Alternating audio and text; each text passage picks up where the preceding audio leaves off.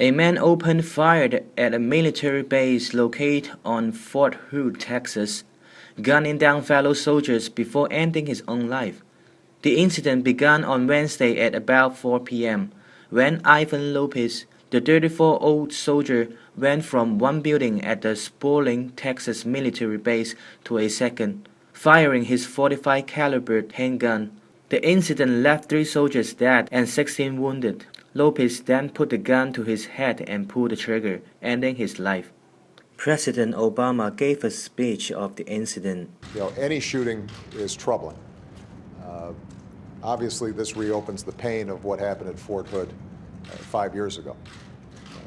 We know these families. We know their incredible service to our country and the sacrifices that they make. Obviously, our thoughts and prayers are with the entire community, and we are going to do everything we can to make sure that the community at Fort Hood has what it needs to deal with the current situation, but also any potential aftermath. The gunman Lopez was an experienced soldier who had mental illness record and had a history of depression and anxiety, officials said, but they haven't pinpointed why he opened fire. The U.S. Army Criminal Investigation Division is the lead agency probing the deadly shooting, and the incident is under investigation. ICN News, 吕建景, San Francisco report.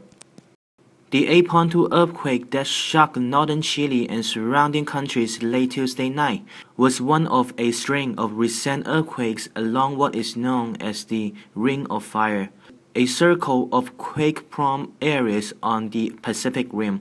A magnitude 5.1 quake hit Los Angeles last week, followed by aftershock after the California coast. And South America will be on the lookout in coming days for aftershock that have already started following Tuesday night's temblor. Both cities lie along the so-called Ring of Fire, where 2 plates underneath the Earth's surface occasionally bump up against other plates, according to Kate Hilton, staff seismologist at California Institute of Technology.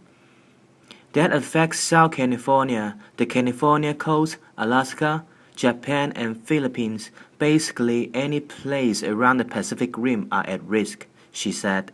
The scientists still don't have a way to predict where and when the earthquake will hit, so it's possible to say whether other quakes will strike along rim areas.